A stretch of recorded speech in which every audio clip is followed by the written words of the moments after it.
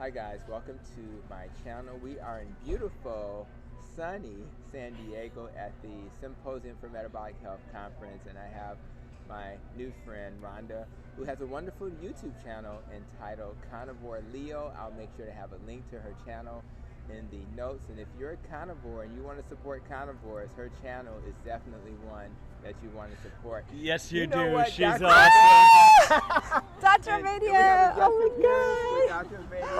Ovadia. Thank you. Sharon, thank you. So Oh. what a great way to Thank you, Dr. have a video. Ovadia. So we actually have two carnivores in this video, and Rhonda was going to tell us, maybe we'll make this a double.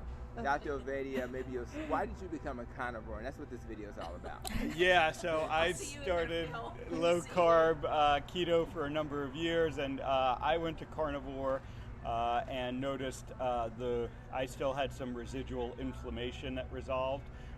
For me, it was plantar fasciitis that I finally got rid of on carnivore, and then I stick with carnivore because it's just easy. Yes. It's just simple and easy, and with a busy life, I just find it works out great. Sounds like my story too. And Rhonda, what's your story? Why did you decide to become a carnivore? Well, I decided to become a carnivore to lower my blood pressure. I had tried every diet before in the past, and my blood pressure always remained elevated.